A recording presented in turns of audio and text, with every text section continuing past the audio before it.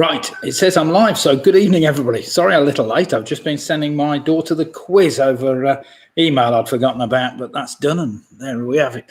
Right then, let's see who we have online tonight to come and join in the quiz. We've got Ian Miller, he's just joined us, so he says, just going to a Hague club and ginger.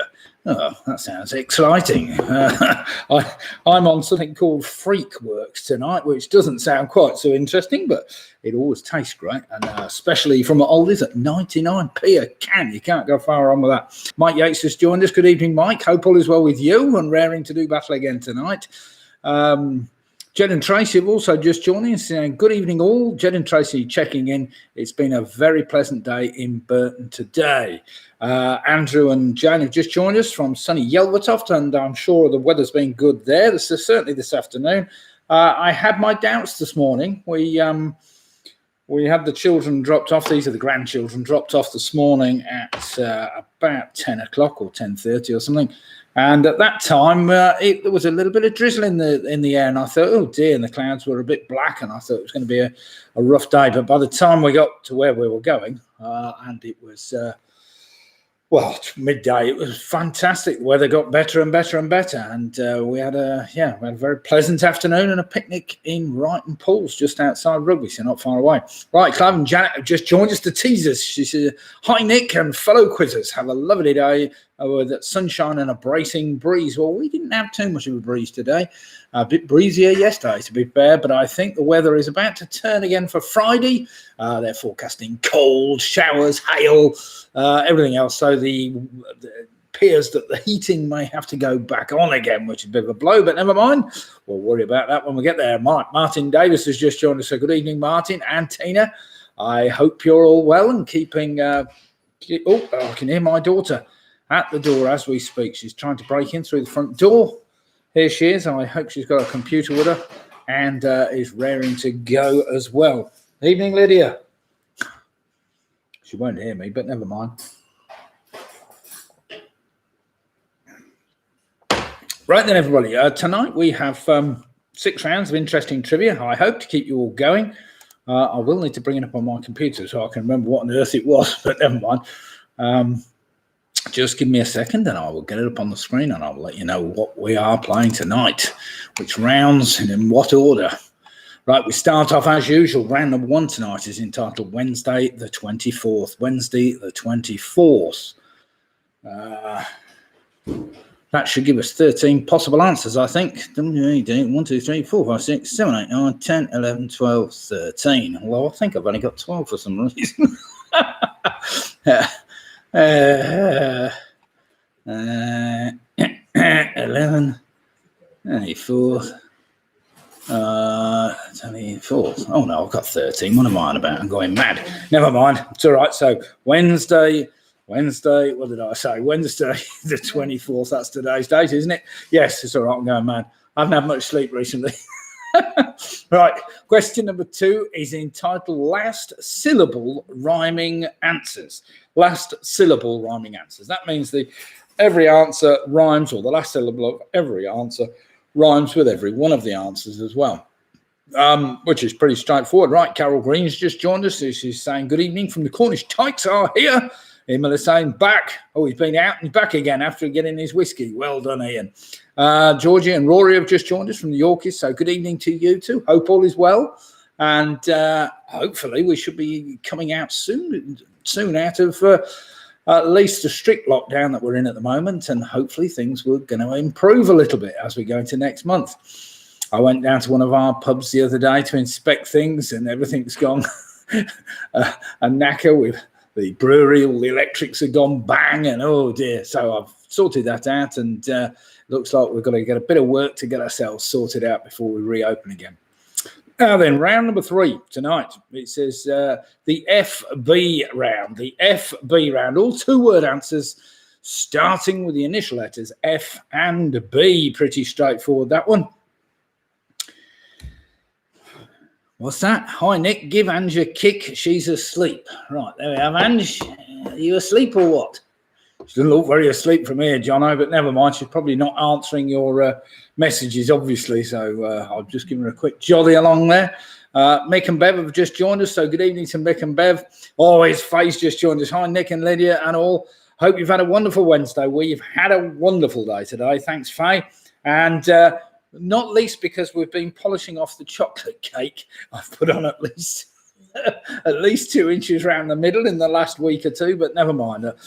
So very much thanks for that. And yes, it was very appreciated. So there we have it. Right, round number 4 tonight. Now, round number 4 is an initial letter link. We all know how we like an initial letter link. 9 general knowledge questions where question 10 asks you to take the initial letters of the previous 9 answers, rearrange them to spell out something which will become apparent when we get there. Pick a Mix have just joined us saying, hello, Nick, signing in, looking forward to the pub reopening. Yes, we are. We'll see how we get on. But yeah, cheers all. Let's hope we can get reopened unless we go into a third wave as Professor Whitty's kind of said that we might do. It's a bit of a disaster. Never mind. Let's everybody keep having the jabs. That's the answer. Right, round number 5 tonight. That is a connections round. A connections round, basically 10 general knowledge questions, 9 general knowledge questions, where question 10 asks for you for a connection between the previous 9 answers. Right, Jane and Graham Giffords have just joined us from up the top. So good evening, Jane. Good evening, Graham. Hope all is well with you. And raring to do battle tonight. Chris Meads has just joined us. Good evening, Chris. I trust you're well and keeping fit. Penny Graham's also just joined us. Good evening. She's saying hello, Nick, Angela, and Lydia, and all. Hope you're all okay. And she had a good birthday. Yes, she did have a lovely birthday. Well, wait a minute. I better not say that. Obviously, I would have thought she'd had a good birthday. I did break one of my promises of all time. I hate going to garden centres, but I decided I'd take her to a garden centre because, we bought a few plants for her, which she liked. So. What's that? Oh, and we had a very nice takeaway, yes. And then we watched an exciting film, which she really liked. Not. Never mind. Anyway, yes, no, she had a lovely birthday, and thank you very much for all your kind thoughts. Robin's... Martin. Robin's just put, well, one of the questions in the FB round be, what is a 2-word description of Tim Martin? Well, there's a few things you could put with F and B, isn't it? Oh, dear. But, yes, there are a few descriptive words one could use in the FB round with Tim Martin. That is for sure. Right, Home Loan 6 have just joined us as well. Carol's just saying 2/3 of us are here so far. Excellent. Well, 2/3 is better than 1/3, I suppose. So good evening to Carol and the gang. Hope you're all well and raring to go tonight. Jackie's just joined us. Good evening, Jackie. I trust you're well and keeping well and you enjoyed the weather today. Right then, round number 6, of course, as always, will be just a round on general trivia. Right, let's just go back. I will quickly repeat those rounds for you as more teams have joined us, and I did split it up a bit. So round number 1 tonight is entitled Wednesday the 24th.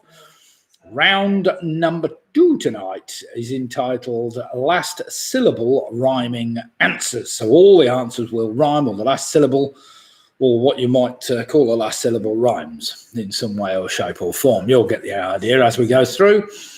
Round number 3 tonight is the FB round. Yes, you can make of what you think of FB. There's a few things you can come up with FB. So all the answers, 2-word answers, starting with the initial letters F and B. Round number 4 is an initial letter link. There's an initial letter link for us all to do. Round number 5 will include... what do I say? A connections round, pretty straightforward connections round. And finally, round number 6 tonight will be some general trivia, which most of you should know tonight. Well, no, perhaps not, but we'll see. We'll see how we get along. Right, Ian's just joined us. So Harry, Julie, Ian, and his bottle of trusty Shiraz are here to take part in tonight's quiz. What's that? PRS are just signing in. So good evening, Claire and Matthew. Hope you're fine. And Robin, of course. I hope all is well with PRS. Now then, unfortunately, I haven't got last Wednesday night's scores. That's because I didn't actually bother looking at last Wednesday's quiz over again at the end, where I gleaned the scores from. So let's assume that, I don't know, the Yorkies won last week along with Penny Graham and Jackie Skip, for instance, or Faye. We'll make it up as we go along because I can't remember. Of course, if anything's really bothered, let me know and we'll put the winning scores down for you. Clive Shaw's just joined us and he's saying, good evening, Nick and Lydia. Good evening, Clive. Hope all is well with you and you're keeping fit, raring to go. PRS there saying, we're good. Hope you guys are all well. Well, I think as the population begins to get past the mark of, we've got 50% of adults now with vaccinated or first vaccination anyway. We're all beginning to feel a little bit better. Does seem to be having the desired effect, driving down the numbers of people in hospital or hospital admissions and or people with the thing in the first place. So we will see. Graham's just asking me, how comes you're in 16:9 tonight? Well, I've been mucking about, Graham. You'll also notice I'm in high definition or higher definition than I was before. I've been testing out my, using my, camera, my iPhone. I've got an iPhone which has got a much higher resolution camera in it than my laptop, and with a little bit of clever software it allows you to link the two up. The problem I had on Sunday was I was getting behind, or my pitch was getting about 30 seconds behind when I opened my mouth, and when the sound was coming out it looked ridiculous, so it was driving me spare. So by knocking the resolution back a few notches, it seemed to have sorted it out. But I've been onto them to try and figure out exactly what's going on, but we'll see. It may just be my computer has not got enough power, I think, but maybe the processor's just running flat out or something, but never mind. So you've got me in widescreen tonight. I've been trying to do that for a while anyway. Whether it makes any damn difference, I don't know. But you might notice the resolution and indeed the sound quality, of course, has been improved. Might have taken me 100 quizzes to get there, but we are beginning to improve matters. So Graham said, yes, he's just asking me how we're in 16:9. Ian saying, miss Sunday, the 100th babysitting. So happy 101st. Thanks, Ian. Shame you were babysitting. We had a great turnout on Sunday with something like 85 teams, I think, on Sunday, which was great. Paul has just joined us. The Quizzy Rascals are now logged in and raring to go. Jackie saying, yay, so glad you remember we won. Yes, clearly, Jackie, well played. The Famous Five have just joined us, so good evening to the Famous Five, John, Hillary and the gang. Penny's also saying, what's this? What are you trying to say? We may surprise you when we get a quiz, when we get to quiz 300. We might do as well. Oh, God. Dear God. That will be a lot of questions as well, but never mind. Quiz 300, dear God. I was trying to work out how many questions I'd asked without trying to repeat myself, but never mind.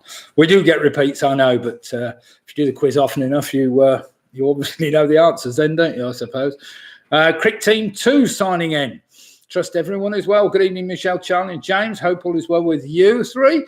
And I think we've all had a fine day today. It's been nice getting out. We've been walking around Brighton Pools just outside Brighton, I suppose, if you know where that is, with the grandkids dragging us about. That's why we've got bad backs and, oh, dear God, my hernia's playing up, my head's hurting. Everything else is hurting, but never mind. That's what grandkids are for, to keep us youthful, aren't they? Oh, God. Right then, we have no time left. It is time to crack on with the quiz. It is 2015. So without further ado, I'll just bring it up on my screen. Are you all right, Lydia? Can you see what we're doing?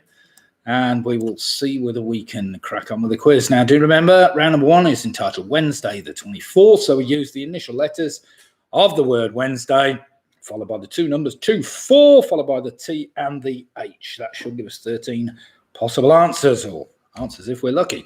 Right, starting with the letter W. I know we've had this one before, but I thought I'd throw it in for good measure. What was first manufactured in 1837 by English pharmacists William Perrins and John Lee?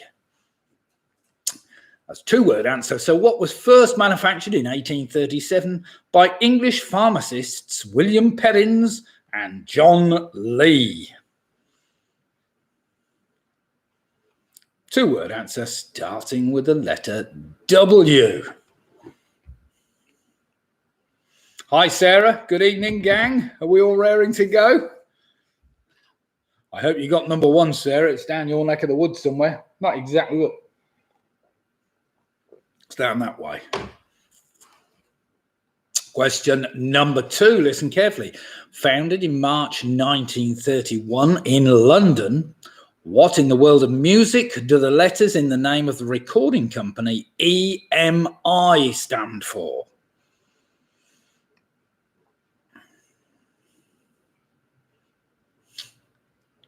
Half a mile away, said Sarah. You see, I told you a little way away. Clearly half a mile away. Right, question 2 again. Founded in March 1931 in London, what in the world of music do the letters in the name of the recording company EMI stand for? Oh, you can have a go at that one, even if you don't know it, I suppose. Question number 3, again a 2-word answer, starting with a Christian name. One of the best-selling UK singers in the 1960s. Which singers' 4 Christian names were Mary, Isabel, Catherine, Bernadette? She obviously changed it to something a little bit more catchy. So it's the slightly more catchy name I'm after now, or her stage name. So one of the best-selling UK singers of the 1960s. Which singers' 4 Christian names were Mary, Isabel, Catherine, Bernadette? I've given you a letter there to help you out a bit. Think of a stage name, very popular singer from the 60s, starting with the letter D. 2-word answer. Question number 4. Not a lot of people know this. In what European country would you find the main manufacturing plant for HP sauce? There we were thinking it was made in this country. So in what European country would you find the main manufacturing plant for HP sauce? Don't think too hard. Starts with the letter N.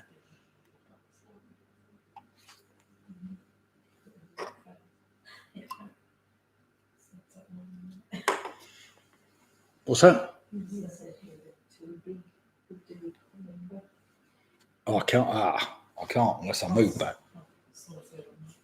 I'll have to move my camera. I can't even do that now. Question number 5, for all you that will know about your horse racing. Partly named after a planet, which is the only horse to have won English, Scottish and Welsh Grand Nationals. It's a 2-word answer, starting with the letter E, which may help you. So partly named after a planet, which is the only horse to have won English, Scottish and Welsh Grand Nationals. It's a 2-word answer. First word starts with the letter E.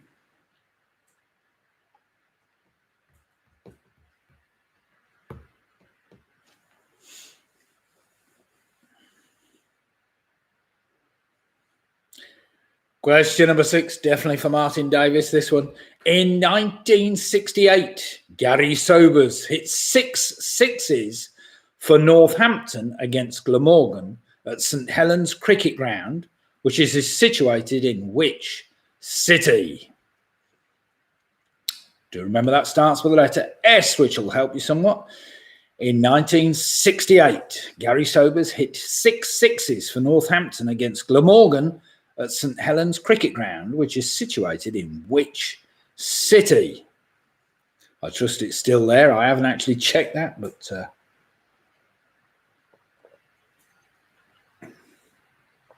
cricket grounds don't tend to move about too much, do they? Not like football grounds, they're always moving.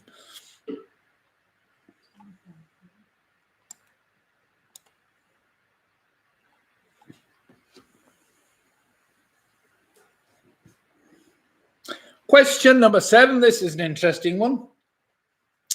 If you were following instructions from pattern books by Butterick, McCall's or Simplicity, what would you be doing?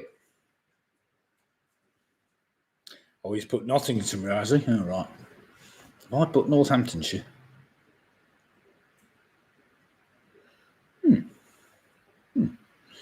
Well,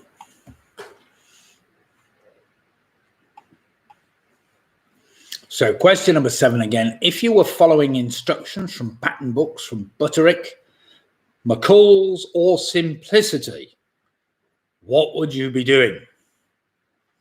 Well, it appears I've got that one wrong then, doesn't it? What was he playing for? Nottinghamshire, I trust. So Clive says. Is that right? Gary Sobers? Not Northamptonshire. Don't know where I got that from.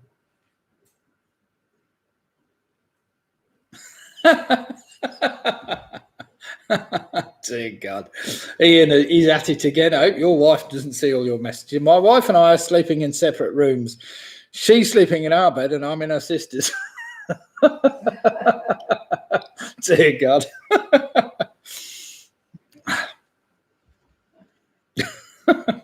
Dear. We need to change that answer to Nottingham. Apparently, Gary Sobers played for Nottingham against Glamorgan.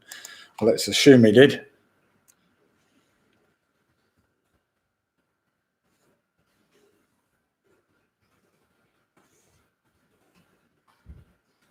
Let's put not. That's better. Question number 8. Listen, how's that? Good one, Ian. Question number 8, starting with the letter A, which is the only American state whose name can be typed using only one row of the standard QWERTY keyboard. So, which is the only American state whose name can be typed using only one row of the standard QWERTY keyboard? There's a tricky one.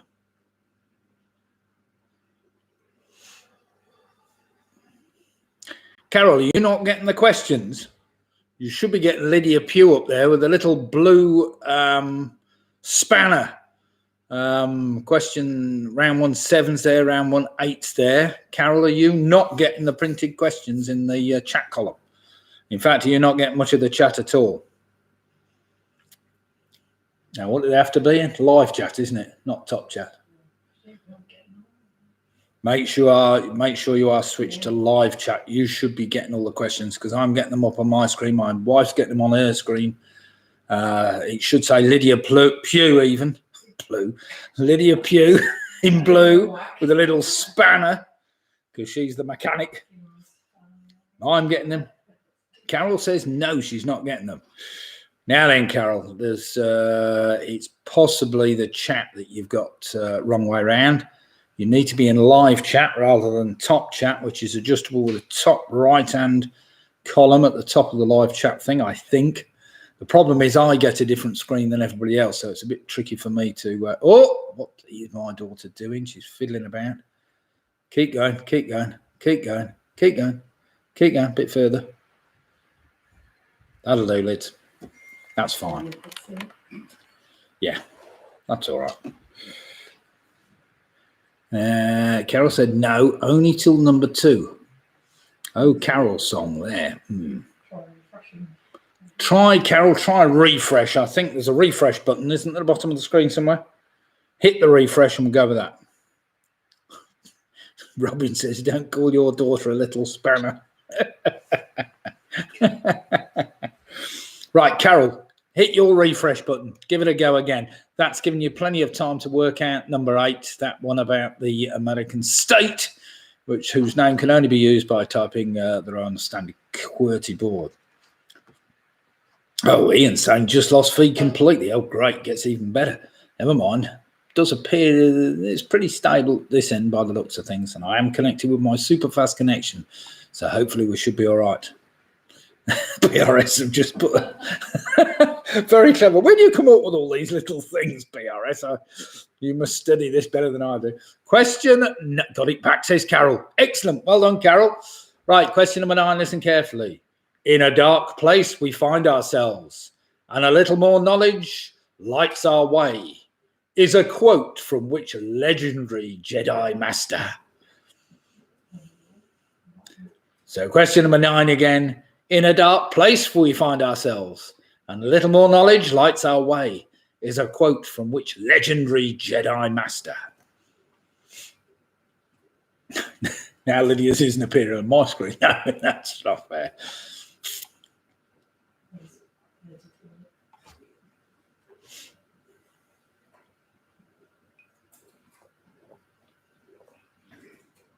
Are we all right now, Carol? You got that one?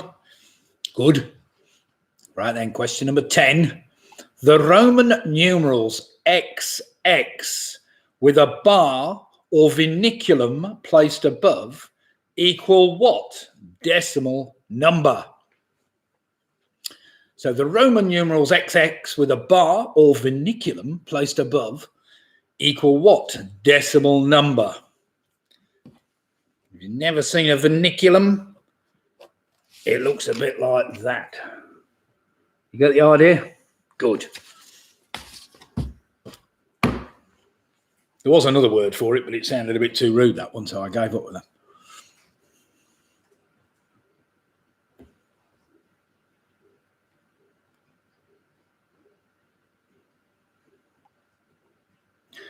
Question number 11. This starts with the number 4, of course.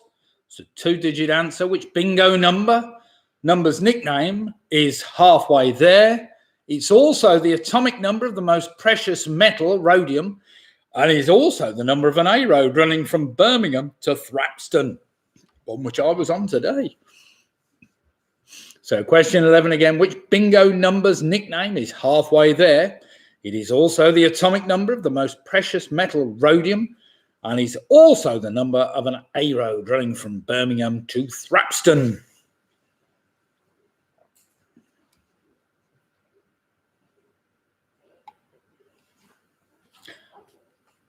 Right then, questions 12 and 13 start with the letter T and H respectively.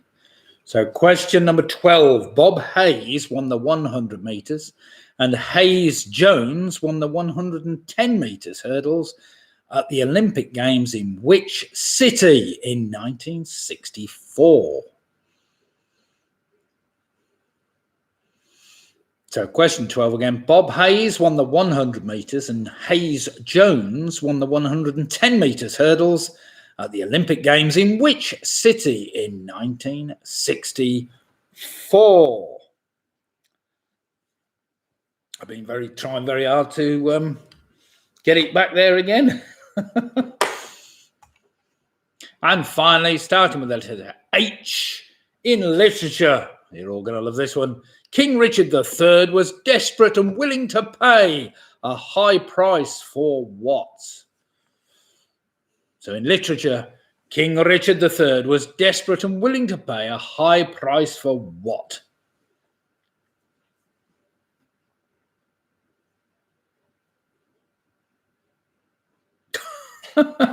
Ian's book. In the aftermath of Kill the Bill riot, Diane Abbott calls for all Quentin Tarantino films to be banned. That's very good. Very good indeed. Right, you should have 13 answers by now. Not necessarily the easiest set in the world, but never mind. I'm sure most of you will have worked those out by now, he says knowingly. So as we had a fairly large pause between questions 8 and 9, due to some technical issues, let's crack on with some answers because I think you've had long enough of those. So question number 1, what was first manufactured in 1837 by William Perrins and John Lee? Of course, it was Worcestershire sauce. Worcestershire sauce. Number 2, EMI stands for Electric and Musical Industries. Electric and Musical Industries. Question number 3 was Dusty Springfield. Dusty Springfield. Number 4, of course, is the Netherlands is the main manufacturing plant for HP sauce. Fancy making it there, but never mind. Question number 5, that winner of the Grand National, Welsh, the Scottish and the English, was better known as Earth Summit. Earth Summit. I'm sure most of you have heard of that now I've said it. That one which caused controversy when I said Gary Sobers hit sixes for Northamptonshire when he apparently only ever applied for Nottinghamshire. So let's say for Notts against Glamorgan, the city I was after was Swansea.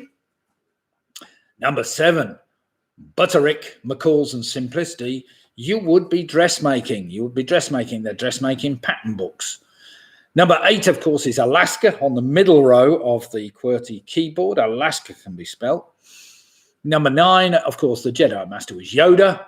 Number 10, the Roman numeral XX with a bar or vernaculum above it. It means raised to the power of 1,000. So XX being 20, it would be 20,000. 20,000. Number 11 in bingo numbers, halfway there, of course, is 45. It's also the A45 that runs from Birmingham to Thrapston. And the precious metal rhodium is atomic number 45. Bob Hayes and Hayes Jones competed in 1964 at the Tokyo Olympics, which, of course, should have been held last year. They're hoping to be held this year. And if not, God knows what they're going to do. But never mind, we'll see. And finally, number 13 in literature, King Richard III was desperate and willing to pay a high price for a horse. A horse, my kingdom for a horse. Right then, let's have some scores in, see how we've all fared after that round. I'm sure we've got plenty of full points there, he said knowingly. Or maybe not, but we will see. The Wheatlink starting off with a fantastic 10 points. Well played, Martin and Tina. Right then, who's up next in the great scale of things? We have in Malula on 10. We've got Sarah and our friends from Worcester on 11.5. Carol Green's on 11. The Quizzy Rascals, however, on 13 points. Mike Yates says he's got none. I can't believe that, Mike. Michelle Gibbons on 12. We got Penny Graham on 11. The famous Fiver on 10. We've got Graham and Jane Given on 11. Megan Bever on 12 points. We've got Home Alone 6 on 12 points. Jen Tracy start with a very respectable 12. PRS also on 12. Split the difference, however, on 13 points. We've got Pick and Mix on 12. Mike Yates, 10, I mean. Yes, I thought that might be the case, Mike. Clive and Janet, the Teasers, are also on 13 points. Great start there. Georgie and Rory are on 11 points for the Yorkies, with Jackie Skip, the Booby Prize girls, are on 10.5 points. So we've got some very good scores in that first round. Do feel free to stick your scores up. Ian, oh, here we go. Harry, Julie, Ian and his bottle of Shiraz obviously working wonders tonight on a fantastic 13 points. Now then, I must thank Matthew, of course, from PRS, who gave me a few beers for our 100th the other day. This is the Brooklyn Naranjito or something. Presumably, it's got some kind of orange in it, but we will see. Oh, Ian's correcting me, not raised to the power of 1,000. You're quite right. You're quite right, Ian. Just times 1,000, okay. I knew I'd said it wrong as soon as I said it, but never mind.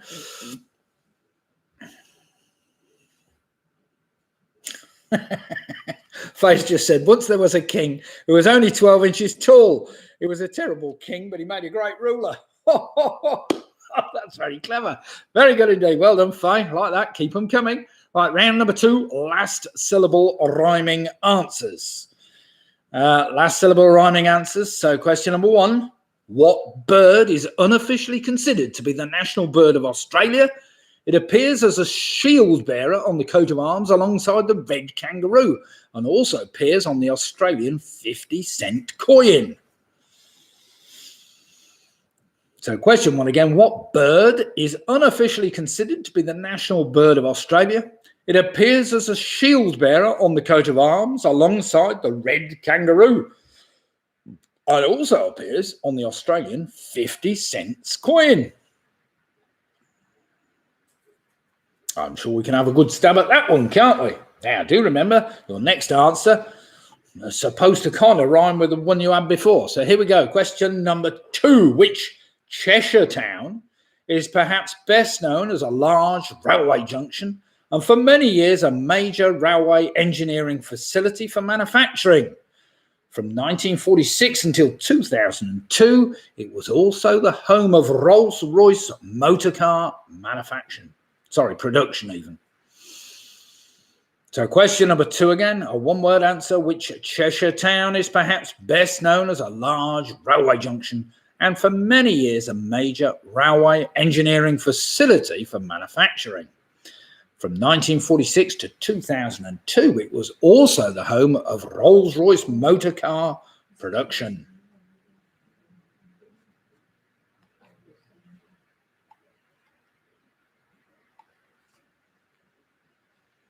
I hope you're all getting the rhyming bit by now.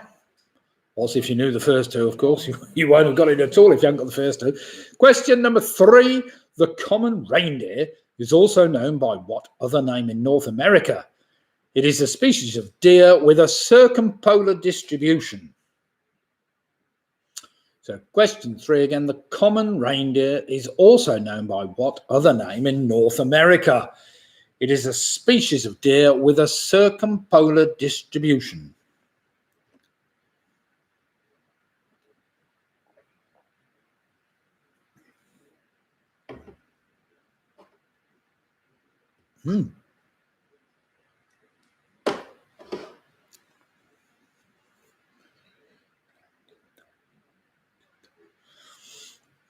Matthew, that Brooklyn Naranjito is very tasty, actually. Great taste of orange in it somewhere.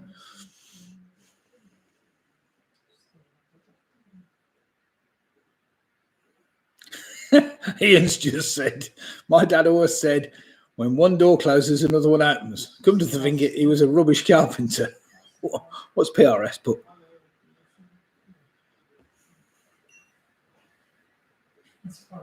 Oh dear. My wife said to me, you're going to have to stop quoting Bill Withers lyrics every time I speak to you. I know, I know, I know, I know, I know. Oh dear. Right, question number 4. Which famous children's book, translated by Alexander Leonards and published in 1958, became the only book written in Latin ever to have been featured on the New York Times bestseller list? That's leading you up the garden path, that one, a little bit. Just think of famous children's books. So which famous children's book, translated by Alexander Leonards and published in 1958, became the only book written in Latin ever to have been featured on the New York Times bestseller list? What on earth he translated it into Latin for, I have no idea. But there we have it. Quod demonstrandum, God knows. If I was really good at Latin, I'd have come up with something there, but I can't think of anything off the top of my head, unfortunately, but never mind. Question number 5. This is a good one. Might be a little bit old, this one, for the Yorkies, but you might get this. What is a game of physical skill intended for children aged 4 and above? It was originally released in 1970 by the Ideal Toy Company using a white mule, which has now been replaced with a brown one.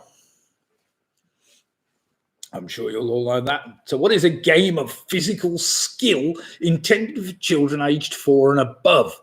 It was originally released in 1970 by the Ideal Toy Company using a white mule, which has now been replaced with a brown one. We'll have to get that, Ange. I don't think we've got that, have we? Have we? We were playing Pop-Up Pirate the other week. We'll have to see whether we can dig this one out. Well, apparently we've got it somewhere. Question number 6. Now, do remember all the last syllables of all these answers should be rhyming somewhere. Question number 6. What can be a lucky charm or the name of the largest waterfall on the Niagara River in North America?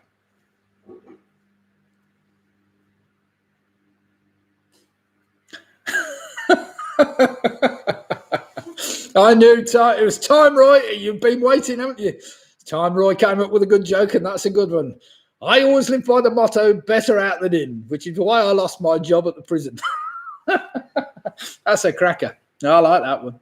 Question number 6. What can be a lucky charm or the name of the largest waterfall on the Niagara River in North America? Sure one or two of you will have been there.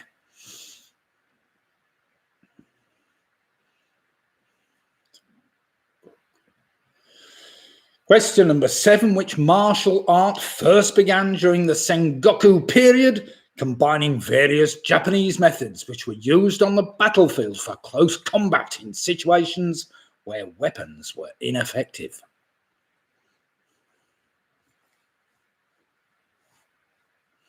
So which martial art first began during the Sengoku period, combining various Japanese methods which were used on the battlefield for close combat in situations where weapons were ineffective?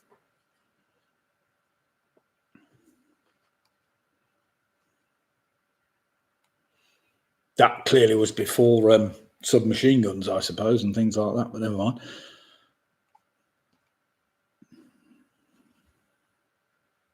Question number 8. This is a place that Robin's been to, I think. He's just put something down there. Situated on the island of Oahu, What became the state capital of the 50th state of America in 1951?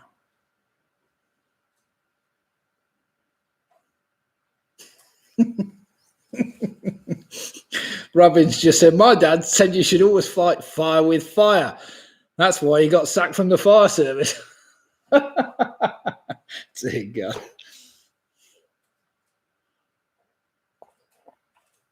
So question 8 again. Situated on the island of Oahu, what became the state capital of the 50th state of America in 1951? I don't even need the state capital. I should have just put capital.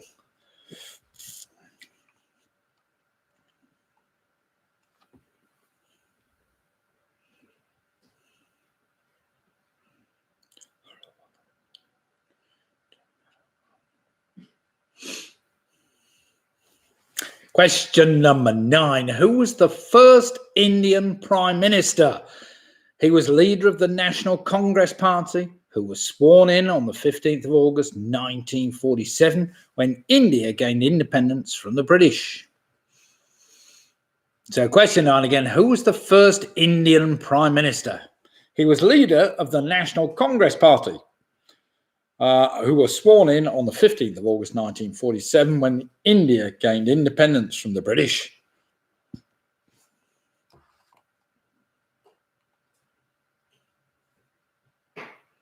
And finally, question number 10. In which modern-day country would you find Machu Picchu, which was built as an estate for the Inca Emperor Pachacuti,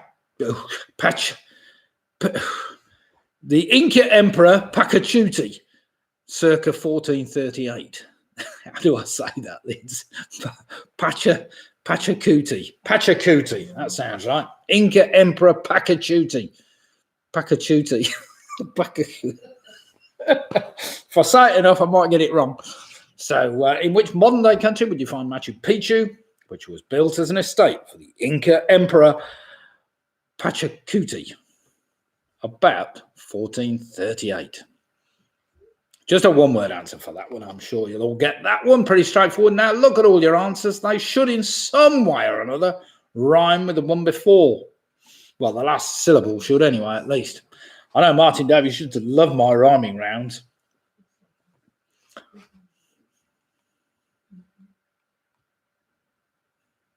Robin said, I've been to question 6, 8 and 10. I know you've been to 8. I haven't been to 10. Ooh, you beat me on 2 of those, Robin.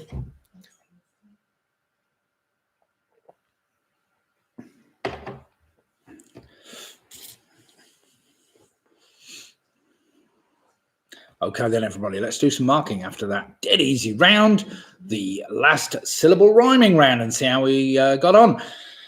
Right, here are the answers. I trust nobody needs any extra time. Such a short answer for all your trouble. You're right, Carol. That was question number 1. Here we go, then. The bird I was after was the emu. Number 2 was crew. Number 3 was a caribou. Number 4, I was after Winnie the Pooh. Well done if you got the famous children's book. It was a guess, I know. God knows why they translated it into Latin. Somebody's going to tell me in a minute. Question number 5 was Buckaroo, of course, that famous game. Number 6 was the horseshoe, as in Horseshoe Falls. Number 7 is Jiu-Jitsu. Oh. Number 8, I was after Honolulu. Number 9, I was after Jawaharlal Nehru, of course, as we all know him. And question number 10 is Peru. Now, we seem to have a number of people been to a number of these places. Jackie's saying I went to number 2. And it appears that, oh, yes, I've been to number 2 as well, on the train, surprisingly. Oh, dear. Yes, well spotted, Jackie. I've been there too. I'm sure most, well, if you're lucky. Right, then, here we go. Clive, Janet, and the teasers have moved on to a very respectable 23 points. Come on then, gang. Let's see who can beat that one. Let's have some more scores in, please. Michelle, Charlie and James have moved on to 21 points. We've got Carol Green on 20. The Giffords have moved on to 20, as the Weak Links have also moved on to 20. Jed and Tracy have moved on to 22 with Ian Miller now on 17 points. Mick Roberts is on 21 with PRS also on 21 points. George Lambert and the Yorkies have moved on to 20 points. That's some good going. Sarah's going, oh dear. Perhaps they didn't get the hang of that rhyming around, but never mind. That's 17.5 points for them. Well played. Home Loan 6 are on 20. We've got Penny Green on 18. The Booby Prize Girls have moved on to a very respectable 20.5 points. Famous 5 have moved on to 19 with Harry, Julie, Ian and their bottle of Shiraz. They've moved on to 23 points. So we've got a couple of teams up there and the 23s yet to drop a point. So let's see how we fare as we go into round number 3. Pick a Mix are on 21. Split the Difference are also on 23 points. So well played, Split the Difference. And well played, Pick a Mix. Right then, round number 3 is entitled FB. FB, as in, I don't know, fat bastard or something. So 2-word answers starting F and B. All right, you get the idea. Right, question number 1. Just so you get the hang of the round, what American online social media and social networking service was founded on February the 4th, 2004 by Mark Zuckerberg and his friends?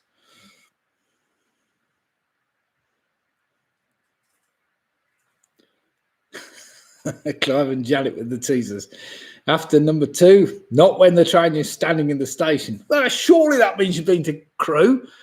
I remember going to Japan on a ship, never getting off the ship. That must count as going to Japan. No? Maybe not.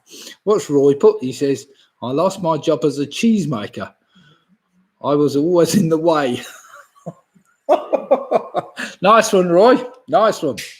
Right, question number 2. And question number 1, of course, that's probably, I said 2-word answer. Well, you can guess what that is. I don't think we need to call that a 2. I've called all of them 2-word answers, haven't I? And that's really 1 word, I suppose. But never mind.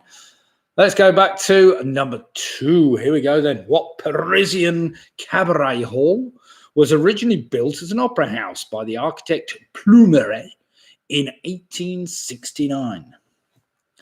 That was a good pronunciation. So what Parisian cabaret hall was originally built as an opera house by the architect Plumeray in 1869? Oh, 22 for the Quizzy Rascals. What did Ian put? School trip to Crewe Yards, removed Duke of Rutland engine while art teacher kept the guard talking. What, you steered? Leslie saying, what, you stole the locomotive? Where did you go with it, Ian? Back it down the track a few hundred yards or something? Or is it still in your garage? Sorry, everybody. Just now, question number 3. I was trying to make this a bit easier, but never mind. What car's name was revived in 2007, coming from an Italian motor manufacturer and being a replacement for the Stilo or the Stylo? So what car's name was revived in 2007, coming from an Italian motor manufacturer and being a replacement for the Stylo? Now I need the F is the make. No, it's not. Yes, it is. The F is the make and the B is the model. So I need make and model to make that one work. Okay. That makes it a bit easier for you, I'm sure. So what car's name was revived? I should have rewritten that again. I kept looking at it thinking, how can I make that sound a bit better? Never mind. Somebody'd like to rewrite that question for me so it makes some sense. Do feel free and I'll put it into my word memory for when next time it ever comes up.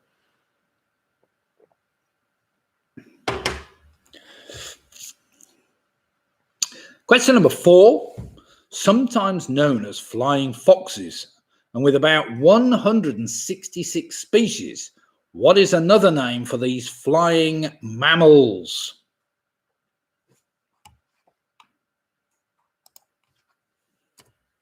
So sometimes known as flying foxes, and with about 166 species, what is another name for these flying mammals? Kind of gives it away a bit, doesn't it?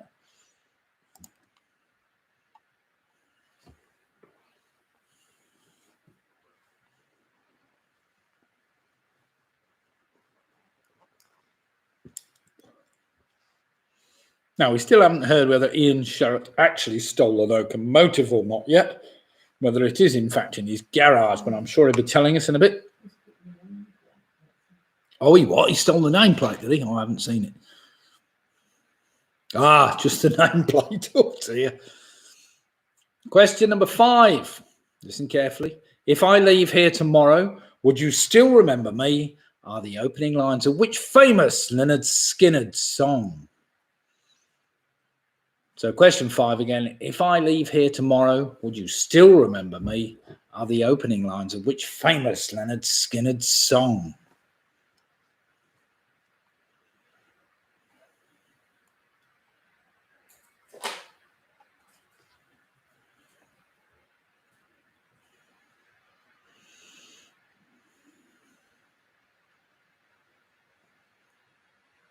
What's John? But just seen Superman on screen.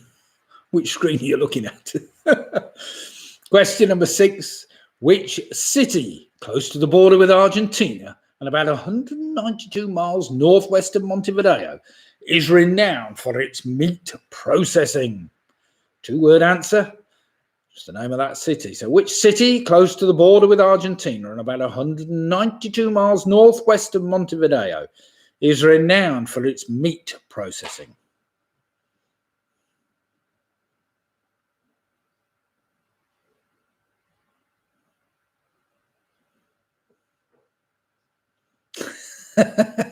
PRS. There is no limitation defence, as far as I can remember, for theft offences. Oh dear.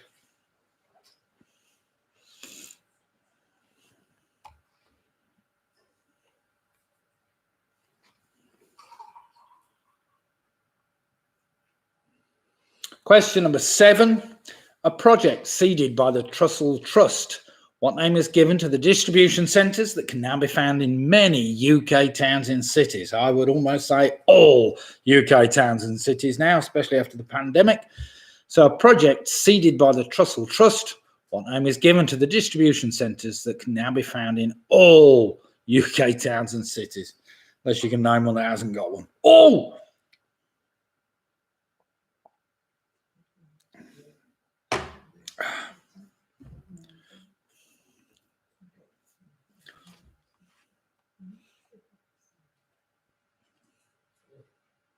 What's that? Oops. Yeah, I know he's put the answer into that. He came up, he was writing that before I'd asked the question. Never mind, PRS. It's all right. You've given everybody that one then. Pretty straightforward, that one.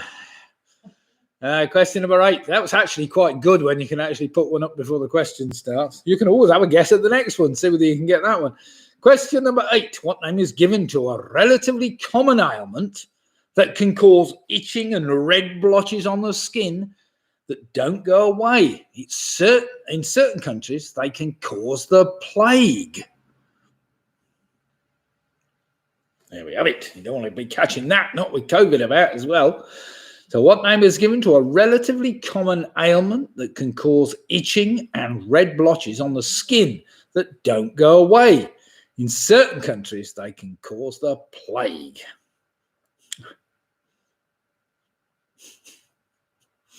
Yellow card. Mine would be rude.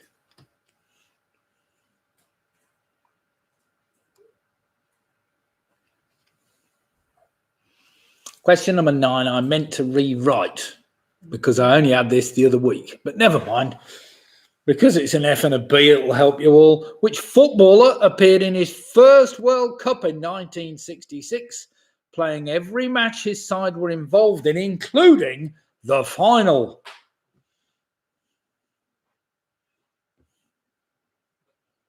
And it wasn't Frank Backyard or... So which footballer appeared in his first World Cup in 1966, playing every match his side were involved in, including the final? And as I say, we did have that the other week, unfortunately, but never mind. I'm sure you'll have either forgotten it or some of you might remember it.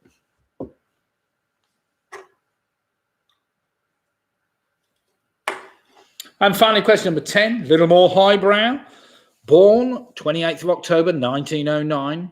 He was an Irish-born British figurative painter known for his bold, graphic and emotionally raw imagery.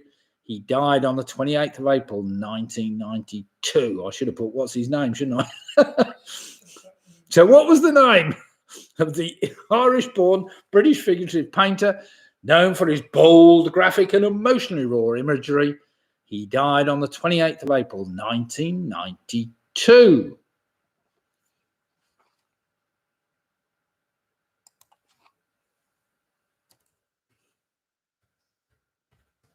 We just need the who putting in there, Lids, don't we? After 1909, really. Who was an Irish-born? Right, there we have it. 10 answers. 2-word answers, F and B, except perhaps the first one, which I think is just 1-word answer, really. Or is it 2 words, or is it hyphenated? I don't know.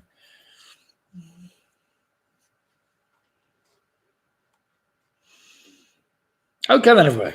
Dead easy round, surely.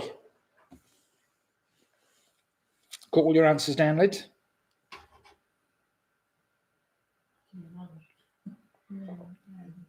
I maintained, actually. If you need any more time, just let me know in the chat column quickly, and I'll give you another little while.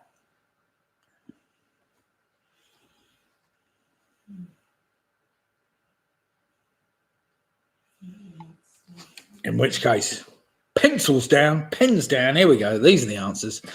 Number 1, what American online social media and social networking service? Of course, I was after Facebook. Number 2 is the Folies Bergère. The Folies Bergère, that Parisian, that cabaret hall. Number 3 was the Fiat Bravo. The Fiat Bravo, apparently a replacement for the Stilo or Stylo. Number 4, flying foxes. Also, that flying mammals are known as fruit bats. Number 5 was Free Bird. That song was called Free Bird. The city I was after was the city of Fray Bentos, a special pie manufacturer. Number 7, of course, of food banks, which was well got by PRS, who got that quickly enough.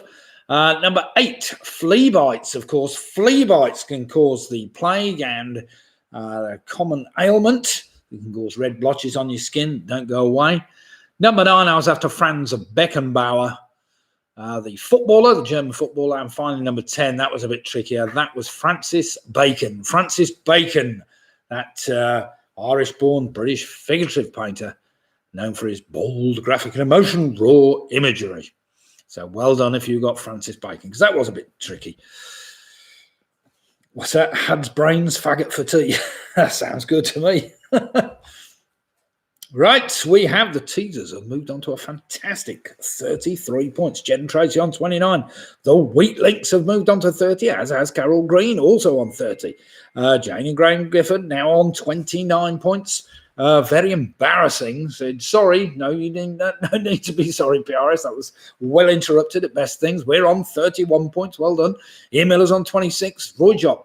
I was in a police interview and replied no comment to every question. They didn't offer me the job. Oh dear. That's ridiculous. Well done, Roy. Michelle, James and Charlie are on 31 points. Sarah, Russ, Joe and James are on 26.5. We've got Paula Lewis and the Quizzy Rascals have moved on to 31 points. Mick and Bev are now on 29 points. We got Rory and Georgia on 28 points. Home Alone 6 have moved on to 30. Very respectable. Penny Graham on 25. We got the famous 5 who've now moved on to 29 points. We've got Ian Sharrett. What's he put? Harry Jr. Ian and his bottle of Shant. They've added 9 to their score. They're on 32 points. Mike Yates is on 27. The Booby Prize girls have moved on to 29.5. And we've got Split the Difference on 33 points. Clive and Janitor said with the teasers, can flea bites cause F? Oh, I don't know. Not sure what F is, but never mind. I'm sure they probably can. Faye's put, why does Wally wear stripes? Because he doesn't want to be spotted. Oh, dear, oh, dear. Oh, dear. Clive and Janet, the teasers. Cause phlebitis. I don't know. PRS team. Doesn't Nick look smart tonight? Oops. Pick and mix are on 30 points. Well played, pick and mix. So anybody up there in the 30s is doing remarkably well tonight. In fact, anybody in the 28s, 29s. So well done, everybody. We're only halfway through. You've got another 30 minutes or so to put up with me yet. So here we go. Round number 4 is an initial letter link. An initial letter link where I ask you 9 general knowledge questions. And question number 10, I'll tell you when we get there. Let's start with number 1 then. Question number 1, which American company was originally called the Computing Tabulating Recording Company when it was founded in 1911? So which American company was originally called the Computing Tabulating Recording Company when it was founded in 1911?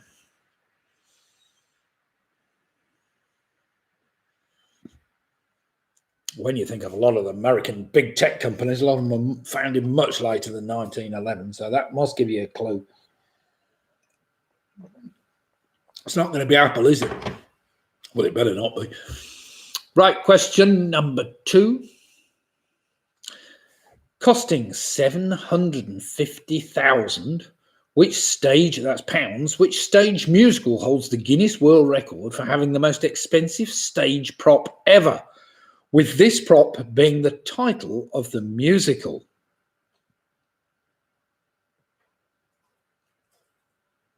If it's any help, it's a 4-word answer. So costing £750,000, which stage musical holds the Guinness World Record for having the most expensive stage prop ever, with the prop being the title of the musical?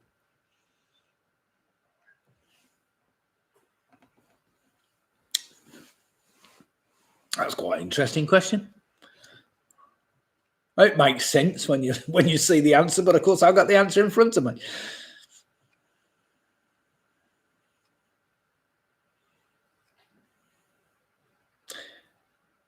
Question number 3, back to American states. What is the only vowel that is not used as the first letter of an American state's name?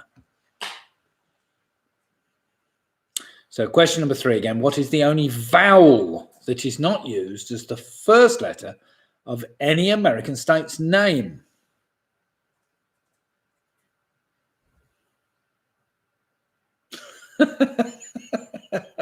Faze just said, saw that outside the YMCA, stroking some goose feathers. I said, young man, you don't have to feel down. He said, young man. So, sorry, you'll get me singing, Faye. If you're not careful, I'll be in trouble with Robbie Miller. Voice down. My microphone's just gone off. How did you do the M? I can't remember. How did you do the M? Was it like that? Yeah. How did you do the C? You better just show me the old. Was that it? Well, that was the A. Oh, right. So it's. Oh, no. Got it back to front. I was never any good at that, but never mind. Sorry. I'm amusing myself, not everybody else. Right. Question number 4. Which English rugby union team has the word Chiefs as the second part of its name? If it's any help, it's not Kaiser. So which English rugby union team has the word Chiefs as the second part of its name?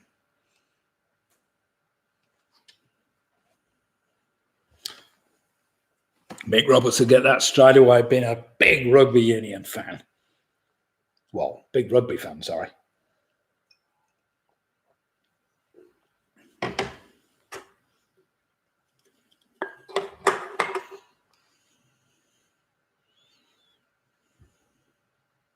Question number 5. You might be able to sing this along in your head. Originally a B-side to a 1994 single, which group recorded the theme song to the TV series The Royal Family? So question 5 again, originally a B-side to a 1994 single, which group recorded the theme song to the TV series The Royal Family?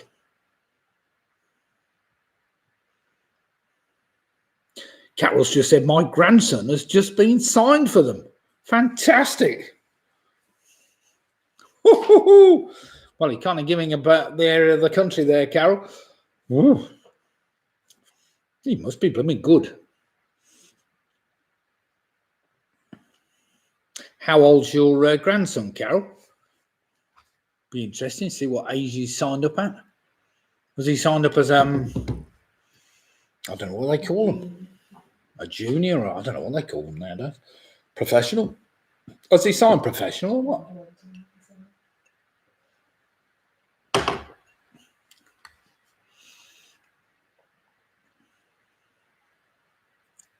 Question number 6 is a dead easy anagram. So here we go. The word neutral is an anagram of which popular foreign car manufacturer? If ever there was any other type, I suppose. So the word neutral is an anagram of which popular foreign car manufacturer? Carol saying he's 18 and will attend the local uni as well. Oh, brilliant. Has he actually signed a professional contract then, or is he in their academy, or has he been in their academy? I don't know how it works in rugby. I presume it must be blooming good all the same.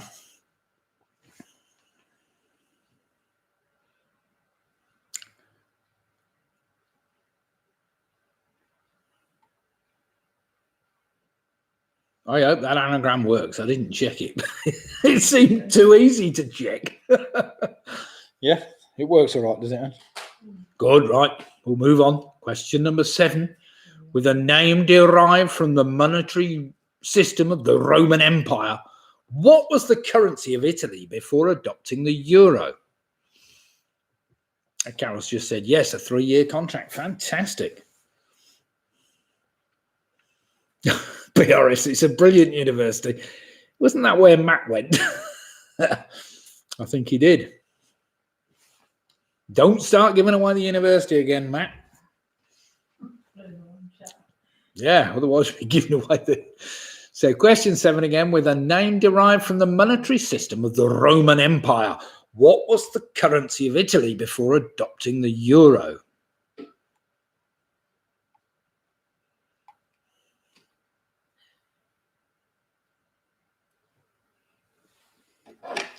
Right, I'm just going to open myself up a little bottle of the plum porter.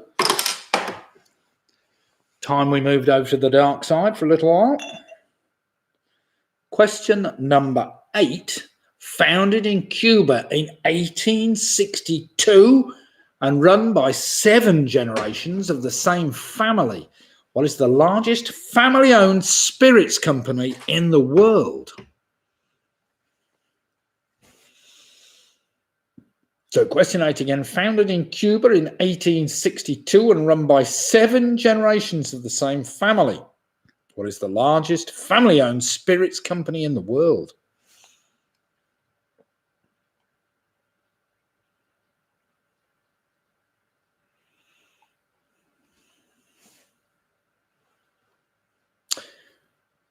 Question number 9, Windsor, Constrictor, and Matthew Walker are all different types of what?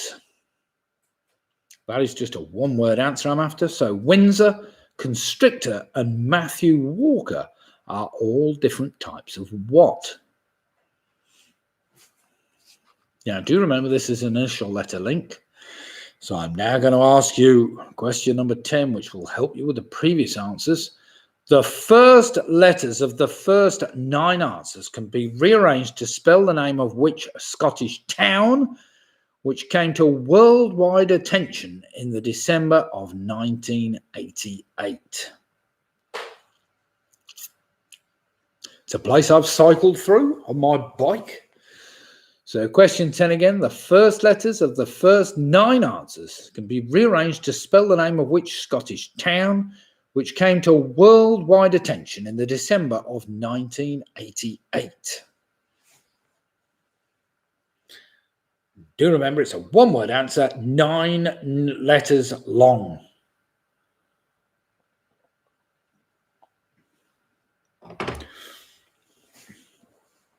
Right, anybody got any more jokes while we're about it?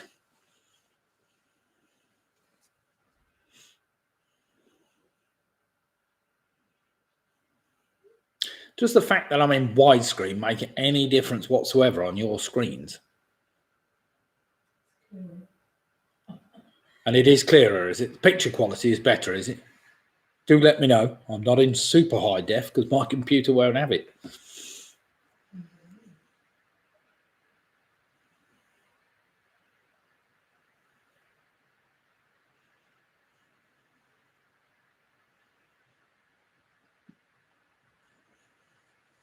Right, do remember, as always, I'm always after your likes, so do feel free to like the quiz if you've enjoyed it tonight by hitting the like button, which is pretty straightforward. And, of course, you can join my YouTube channel, which is Pewee1957, by hitting the subscribe button, which is very easy then for you to just hit my channel, and there you go. You can get the quiz anytime and whenever you like.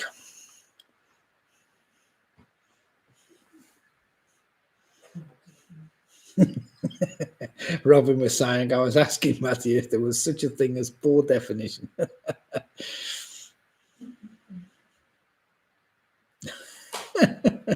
Oh dear. If you campaign for pubs opening, would you be inactive? Oh dear. Oh dear. PRS, we're watching you on 55-inch television. Picture quality is better now. Better picture and chat rolls up better. Excellent. Well done, Jono. That's what I like to see. Well, for your information at the moment, I know I'm in a resolution of 960 by 540, which you could hardly call high definition, but it's better than where we were. I might try and up it a little bit next week. We'll see. But then you might get a delay, or I might get a delay on the screen, which would be most confusing, I have to say. Carol's just saying he's also in the under-18 England squad. Brilliant. Well done, Carol.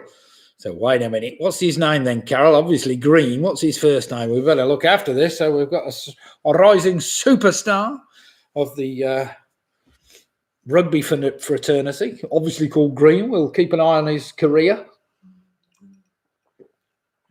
But you better know. You better let us know what his first name is, so we can look out for him. What's that? What's the input?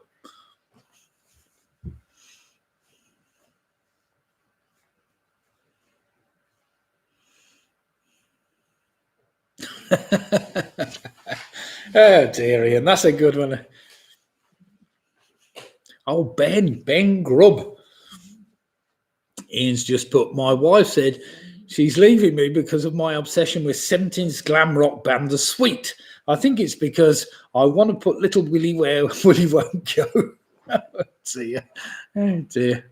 A very good sense of humour, Ian, I have to say. So we're looking out for Ben Grubb, the next rising star.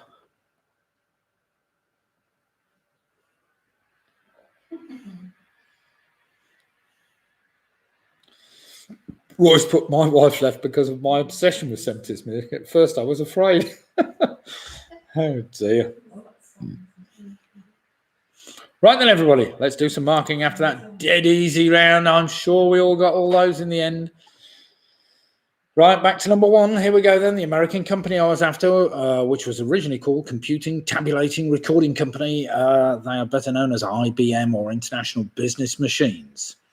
Number two, costing $750,000, the most expensive stage prop ever, apparently, was Chitty Chitty Bang Bang. I suppose it makes sense when you think about it. Why it cost £750,000, I've no idea, but never mind. Question number three. What is the only vowel that is not used as the first letter of an American state's name? That's the letter E, unless you can think of a state that starts with E. Number four, which rugby union team has the word Chiefs? That's the Exeter Chiefs, apparently. Number five, of course, it was Oasis, that song with Half the World Away. Number six, the word neutral is an anagram of Renault. Number seven, of course, was the lira. There's lots of liras about, I have to say, but apparently it comes from the original Roman Empire monetary system, Libra or something. Number eight was Bacardi, founded in Cuba. Number nine, Windsor Constrictor Matthew Walker, apparently all types of knot. There were about 200 types of knot on the knotometer that I was reading the other night. So I was trying to pick a few unusual ones, but we didn't come up with any. And finally, number 10, the first letter of the first 9 answers can be rearranged to spell the name of which Scottish town. That was Lockerbie. Lockerbie, where Pan Am Flight 103 crashed following a terrorist bomb attack mid-air and plummeted to the ground. Right then, everybody, let's see how we've fared after that round. We seem to have, I think most people would have done pretty well on that round. So, Clive, Janet and the Teasers still there or thereabouts. They haven't dropped a point yet on a fantastic 43 points. Well played, you. Graham and Jane on 38. That's a great score as well. The Wheat Links now moving into a very respectable position with 40 points. Michelle, James and Charlie on 41. We've got Sarah. Russ Jones and Joe on 36.5. Carol Green's moved on to 40. Well done, Carol. Georgie Lambert and Rory on 37. We've got Jed and Tracy on 35. Pick and Mix have moved on to 40. The Booby Prize girls are doing very well on 38.5 points. Mike Yates is also doing well on 35, with Ian Miller not far behind on 34. Mick Roberts, clearly you got the rugby question there on 39, so well played, Mick and Bev. Penny Graham's on 33. John O'Rourke and the Famous Five, now they've moved on to 39 points, with Harry, Julie, Ian and his bottle of Shiraz on 42 points. Split the difference, however, also on 43 points, with the Quizzy Rascals not far behind on 41 points. So we've got some great scores out there, plenty in the 40s. Home Alone 6, 40 points as well. This is some great scoring, so well played everybody tonight. You're all there or thereabouts. I thought it was quite a hard quiz when I was doing it, and I thought, oh, they're all going to be moaning before the end of the night. However, you might be moaning after the next round. Let's see. So well played, everybody, so far. Anybody there, 39s and above? I reckon you've got a good chance still of winning tonight's quiz, or being there or thereabouts. Right, round number 5 is a connections round. We've got 9 general knowledge questions plus a final question asking for a connection between the previous 9 answers. Now then, question number 1, probably the toughest one, because I didn't know this. All PRS are on 41 points as well. Well played, PRS. Question number 1 is that I didn't know the answer to this. I do now. Which 2001 children's book by Julia Donaldson tells the story of a witch and her cat as they invite a dog, a bird, a pig to join them on their travels? So question 1 again. Which 2001 children's book by Julia Donaldson tells the story of a witch and her cat as they invite a dog, a bird, and a pig to join them on their travels? So 4-word answer I'm after.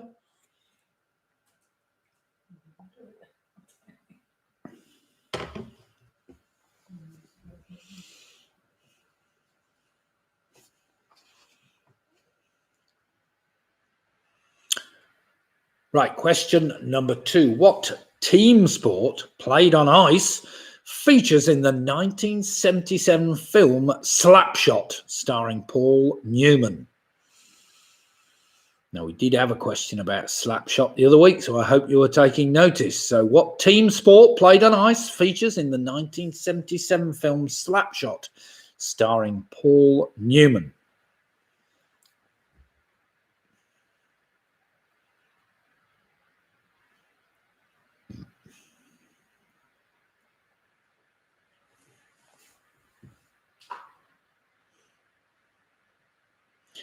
Question.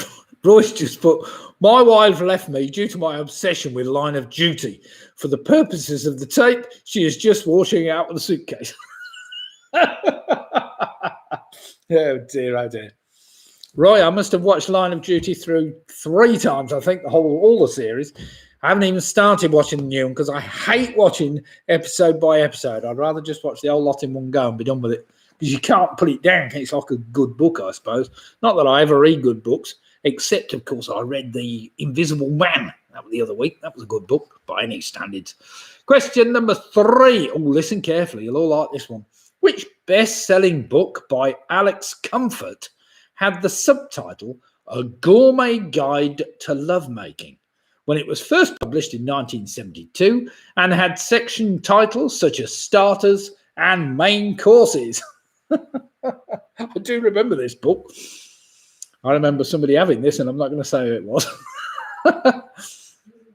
So question number 3, which best-selling book by Alex Comfort had the subtitle A Gourmet Guide to Lovemaking when it was first published in 1972 and had section titles such as Starters and Main Courses? Robin's put, you bloody millennials and your binge watching. I'm not a millennial. We're baby boomers. I'm proud of it.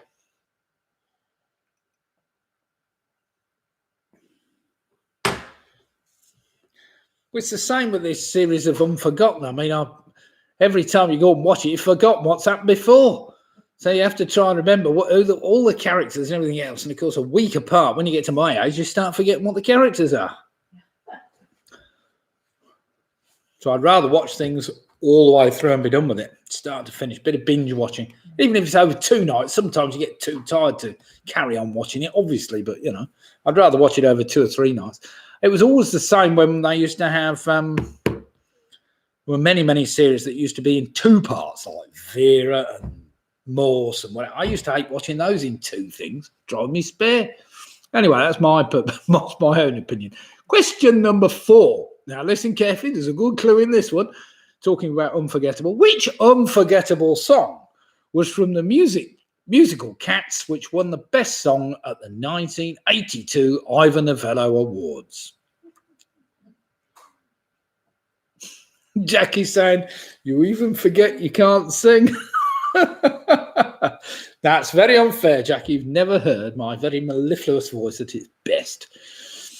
So question 4 again. Which unforgettable song from the musical Cats won the best song at the 1982 Ivor Novello Awards?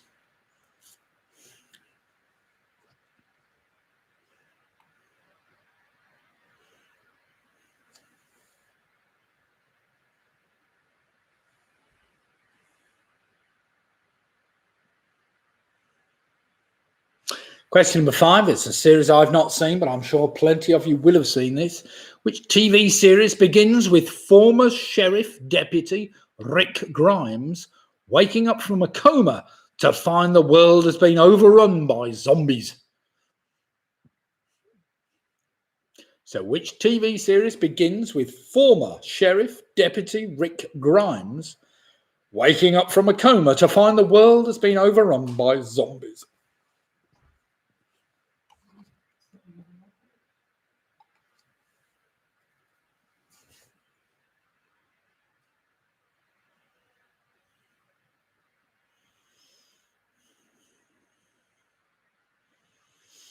Good one to watch.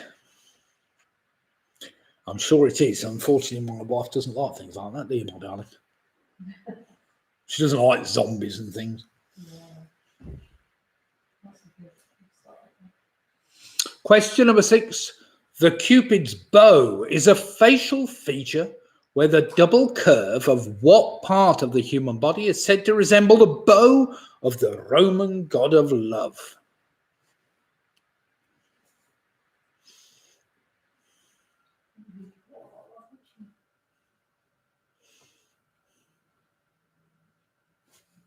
Perhaps we'll have to start watching zombie films then, or zombie movies, or zombie series. What?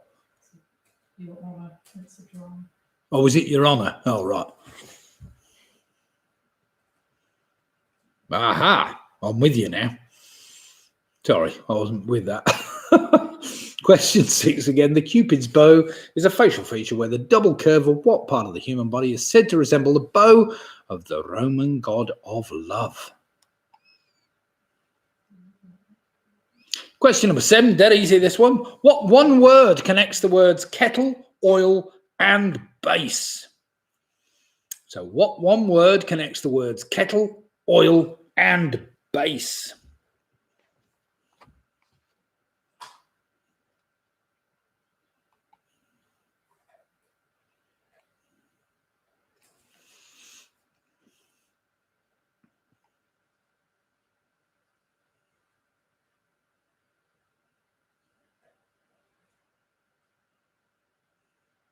Question number 8.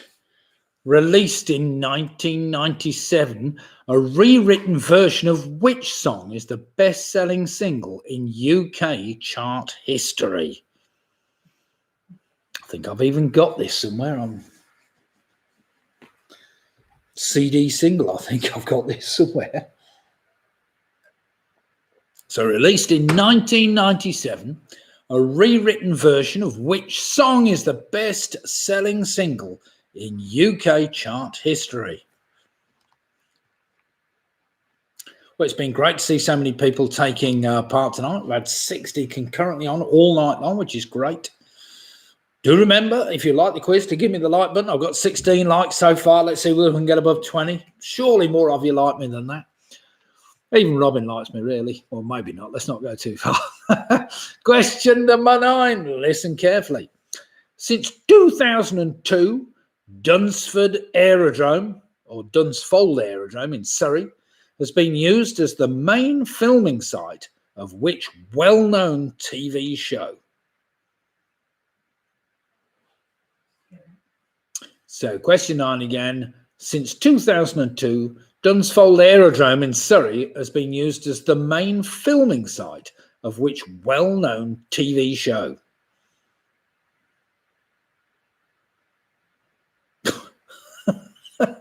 Faye's just said, what do you call a church-owned catapult? A nunchuck. Oh, dear. That's dreadful.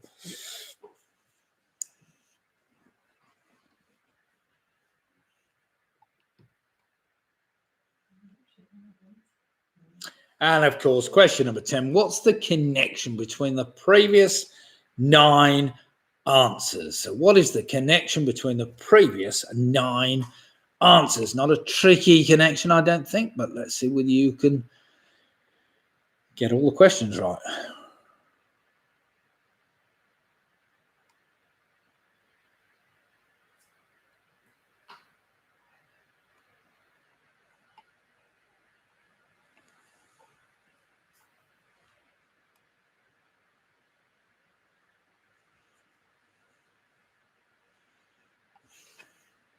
Right then, everybody, as normal, as we're still in lockdown for at least another 6 to 8 weeks, something like that, or maybe even longer, if Professor Quiz Whitty has anything to do with it, or Chris Whitty, then we will be doing a Sunday night quiz as normal, 8 for 8:15, of course. You're all welcome to come and join us for the Sunday night quizzes.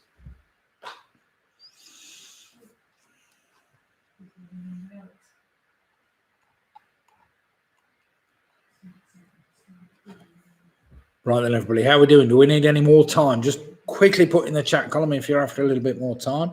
If not, we'll do some marking straight away with this.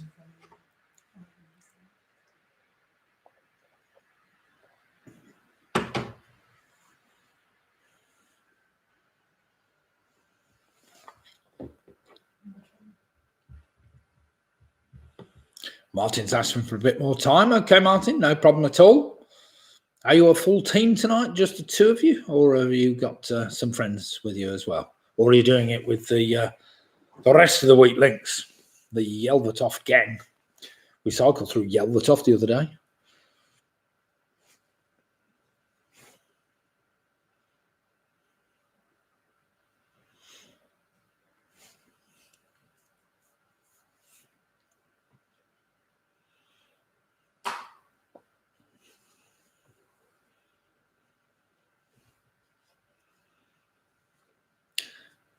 Right then, everybody. Hopefully, Martin, you might have got another one or another 2 there. Give them that little bit of extra time. So let's go through the answers now. Pens down. Let's go with what we've got and see how far we can get. So here we go. The children's book I was after by Julia Donaldson that tells the story of a witch and a cat. That's called Room on the Broom. Room on the Broom. Well done if you got that. Question number 2, of course, was ice hockey, that sport.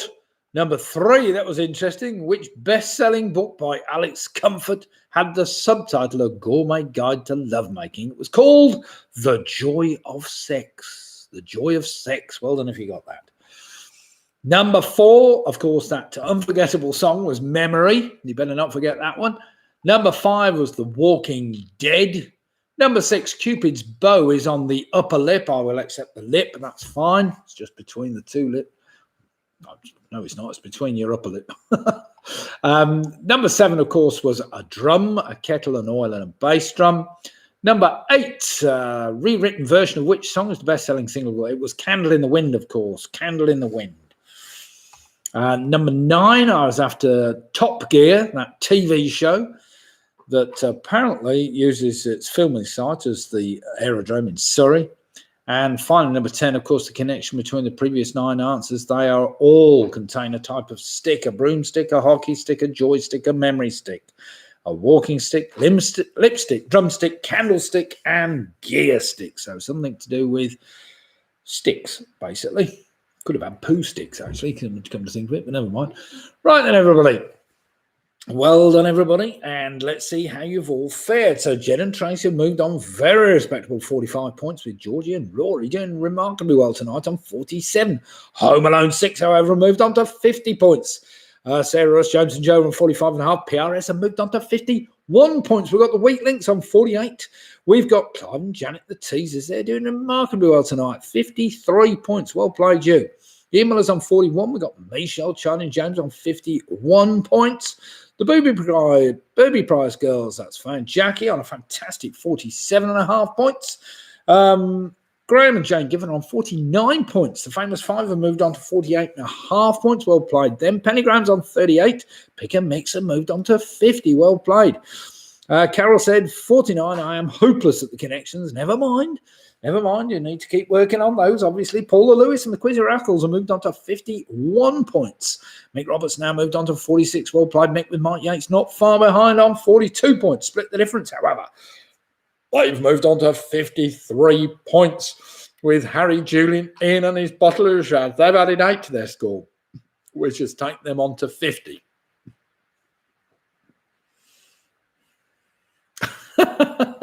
Faye's just said the other day, my wife, well, you can't say that. My wife asked me to pass her lipstick, but I accidentally gave her a glue stick. She still isn't talking to me. That's really quite funny. I like that one.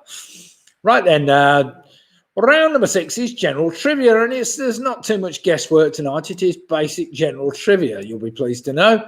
So there's 1 or 2 tough ones in there, 1 or 2 pretty straightforward ones. So here we go then. Eyes down, last round. Let's see who's going to take the honours tonight. There's a couple of teams that haven't dropped a point yet, and there's plenty of others that have only dropped 1 or 2. So question number 1, whose paintings include Man with a Clarinet, Still Life with Biscuits, and Woman with a Book? Very famous artist, of course. So whose paintings include Man with a Clarinet, Still Life with Biscuits, and Woman with a Book? Not me, says Ian.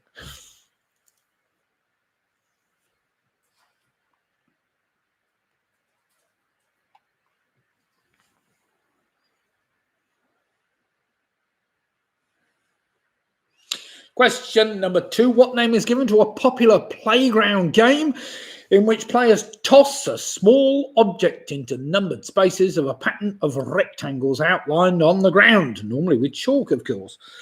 So what name is given to a popular playground game in which players toss a small object into numbered spaces of a pattern of rectangles outlined on the ground?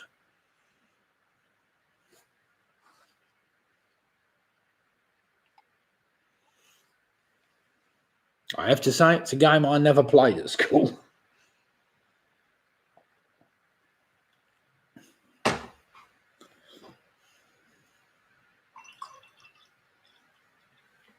I'm sure I missed out. Question number 3.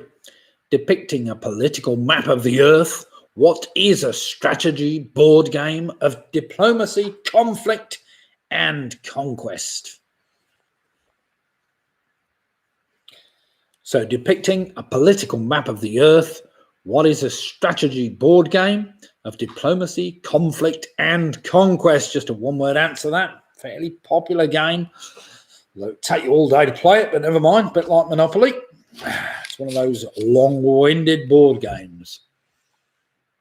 Although not normally when I'm playing it.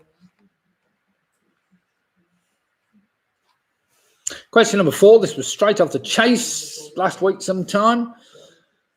Harry Enfield's 1980s comedy character, Loads of Money, had what occupation? Now this, I will give you a choice. Was he a plasterer, a brickie, or a plumber?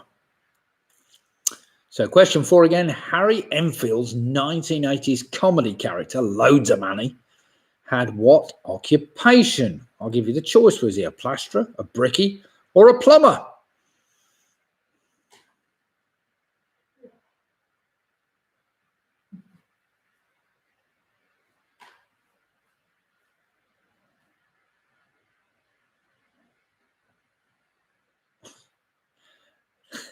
It's taken me half an hour to read through that one, Roy, but it's a good joke all the same. Elton John was disappointed when Kiki D invited him round and made him a quiche to his mother's age-old recipe, but she didn't use all the right ingredients. He said, "Don't go faking my tart." Don't go faking my tart. I never knew if I tried. Sorry, I was starting singing. I didn't mean to do that. Question number 5. Listen carefully for all you stargazers. Spica, a first magnitude blue giant star, forms part of the spring triangle. But in which constellation of the zodiac would you find it? Come on, all you people that have got... some of you will know this because it's your lead star, so you should know your lead star, surely. Spica, a first magnitude blue giant star, forms part of the spring triangle.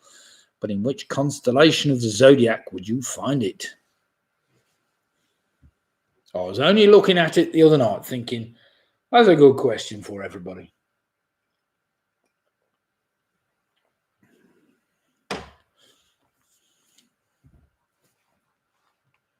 Could have been worse. It could have been a planet question, couldn't it?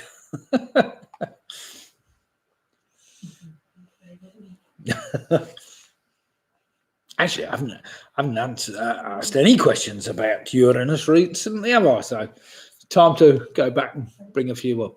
Question number 6. If the word canine refers to dog and feline refers to cat, what animal does lupine refer to? That's not lupins, obviously. So if the word canine refers to a dog and feline refers to a cat, what animal does lupine refer to?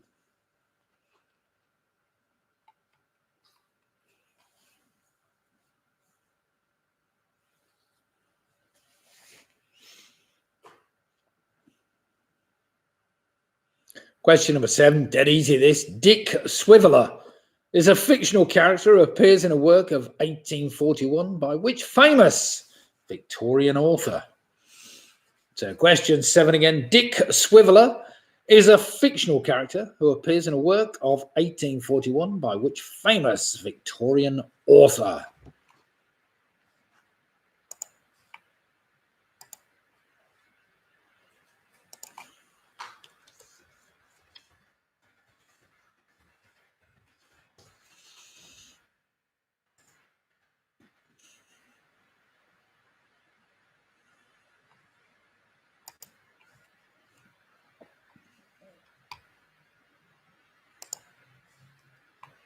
Question number 8, right, not far to go now, 3 questions to go, and then we can call it a night. Question number 8, what was the name of the fictional character in the Flintstones franchise? He was the adopted son of Barney and Betty Rubble. So question 8 again, what was the name of the fictional character in the Flintstones franchise? He was the adopted son of Barney and Betty Rubble.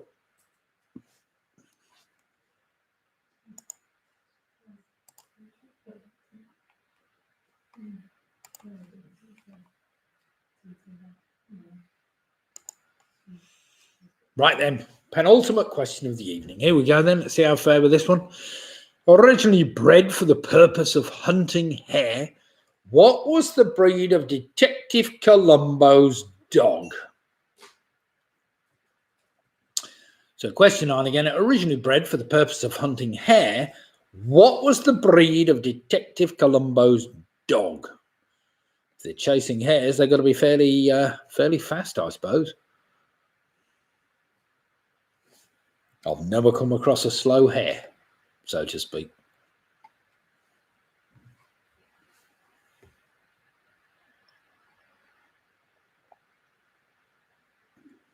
The plum porter's going down very nicely. Titanic's finest. It would go down quite well, wouldn't it, I suppose? Especially in 1912, wasn't it? Right, question number 10. Here we go then. Last question of the evening. One for you to work out. There are 10 national parks in England. I've put United Kingdom, but that's not right. That's in England. But which one of these has the longest single word name? Do you want to correct that, would you? I've put United Kingdom. That's England.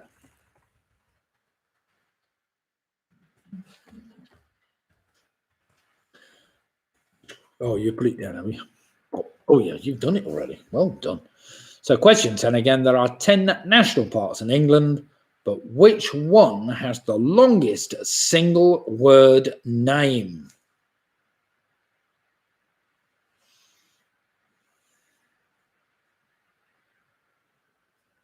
And there we have it.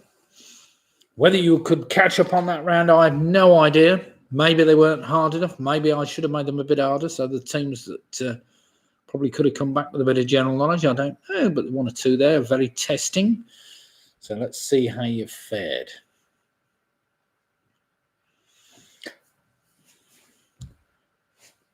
Unless you're still arguing in your teams, I don't think we need to hang around too long, really, do we? Because they're kind of the things you're either going to know or you don't, I suppose. I don't know. So get something down for all your answers, and then we'll put pencils down, pens down, whatever else, and I'll do some marking. Anyway, great to see so many of you taking part again tonight, and it will be even better to see you along on Sunday night for our 102nd quiz. God knows how many that is. Well, we're getting there. It's about on a Sunday night. It's 50 odd, isn't it? Weren't quite in sync, I don't think, with lockdown, were we? We can't have been. But I do remember when we came back from, me and the wife had been to India and Vietnam, and when we got back, we did one quiz in the pub, I think. Was that the week before we locked down, Angela? I think it was on the Wednesday, I can't remember. No, I did one, didn't I? On the Sunday, but it's perhaps the following Sunday we started doing it. Okay, there we have it. There are 10 general knowledge questions. Let me put you out of misery and see how you've fared in this round. So first of all, that artist I was after, whose paintings include Man with a Clarinet, that might have given it away. I think that's probably the most, one of his more well-known pieces. That was Pablo Picasso. Number 2, of course, was Hopscotch, that playground game. Number 3 was the board game Risk. Number 4, Harry Enfield's comedy character, Loads of Money. Apparently, he was a plasterer. A plasterer. He wasn't a brickie or a plumber, but a plasterer. So well done if you got that. I had no idea about that. Spiker, a first magnitude blue giant star, forms part of the spring triangle. But in which constellation of the zodiac would you find it? You would find that in Virgo, the Virgin. It's a bit awkward, that, because, of course, Virgo transits this, whatever, the celestial equator sometime in August to September, doesn't it? So God knows what the spring triangle was doing, but you could see it the other night, I have to say. Question number 6, lupine refers to wolves or a wolf. Number 7, of course, Dick Swiveller appears in the Old Curiosity Shop, which is Charles Dickens, of course. I was after Charles Dickens. Number 8 was Bam Bam. Number 9, I was after the Basset Hound. Apparently Detective Columbo's dog was a Basset Hound. Well, they never seem to move that fast to me. And there are 10 national parks in England, but which one has the longest single word name? That is the National Park of Northumberland. Northumberland. So well done if you got that. Northumberland National Park. Right then, everybody, let's have some scores in and see how we've all fared after that round. Oh, 1 or 2 testing ones there, so I doubt whether everybody's got all 10, but we will see. I thought Dick Swiveller was in The Joy of Sex. You've got that book, have you, Robin? You'll have to just check when you go back. 1972 book, I'm sure, is in your collection of books in your library. Carol Green's on at 59 even. Well played, Carol. The weak links end up with 54. Well played, the weak links. The teasers end up with 53. Well played, Clive and Janet. That's a great score. The Gibbons, 56 points. Well played, Graham and Jane. Ian Miller ends up on 47. PRS, however, 61 points. Now, I do think anybody in the 60s tonight has done pretty well. So well played, PRS. Jed and Tracy on 53 points. Well played then. Sarah, Russ, James and Joe, 52.5. That's still a very respectable score. With Georgie Lambert and the Yorkies, that's Rory and Georgie on a fantastic 55 points. Well played, you. Paula Lewis, who says 61 for the Quizzy Rascals, mainly down to my teammates. Oh, right. That's fair enough. Penny Graham on 44. Well played, Penny. Home Alone 6 end up on a very respectable 59 points. As do John O'Rourke and the Famous Five on 56.5 points. Mick Roberts, he ends up also on a very respectable 55 points. Although it's just gone off the... Faye's just saying, thanks so much, Nick and Lydia. Really enjoyed it tonight. It made up for a tough day today. Oh, shame you've had a tough day. Never mind, Faye. Keep making the chocolate cakes. It makes things more exciting. No more quickly. Split the difference, however, 63 points. Now, that's some going, isn't it? Michelle, they've enjoyed it as well. So, Michelle, Charlie and James, well done. 59 points. Mike Yates ends up on 48. Well played, Mike. Very respectable score, that. Harry Julian and his bottle of Shiraz, they've added another 8 to their score, ending up with a fantastic 58. Well played, Ian. Graham Giffordy said he would have Basset Hound catch a hare. What's that? He would have Basset Hound. How would have Basset Hound catch a hare? Well, I don't know. Yes, I'm not quite sure. I have no idea. I don't know my dogs, I have to say. But never mind. Apparently, it was a Basset Hound. Apparently, there was something to do originally bred for. Anyway, that's by the by. Famous Five, they've said, sorry, 55.5. What were we on before? Never mind. It doesn't really matter. John, that was a fantastic score all the same. Clive and Janet, the teasers, they've made a correction of their score. 63 points. Well played, them. Yes, I thought when I looked at it earlier, put 53 at 63. Never mind. It's a well-played you. The teasers also end up with a full score tonight. Booby Prize Girls end up with 53.5. And then we've got various comments down here. Go drown your sorrows with a few more glasses of Hague, says Ian. Graham Griffin, how even? I'm not sure how, to be quite honest, Graham. You need to look that up on Wikipedia, really, and see whether they could chase hares down. I have no idea. PRS, thanks, Nick and Lydia. Mike, yes, saying thanks, everybody. Chris is saying thanks. Oh, Pigamix end up with 57 varieties. Well done, Pigamix. That's a great score as well. Anyway, thanks everybody for taking part tonight. It's the taking part that counts, and I hope you've enjoyed it. There have been some great scores there tonight. And what's that, Drew? Oh, yes, and thanks everybody for the jokes. We've had jokes from many of you tonight, and they've been really good jokes by any standards. So keep thinking of jokes and see how we can do. Thanks, Nick. Worked out earlier that you've provided over 6,300 quiz questions. Good night. Thanks, Sarah. Yeah, that's about right, I suppose. Although, to be fair, some of them are repeats. Not all of them, but some of them have been repeats. So I have to keep digging up a few new questions all the time, but never mind.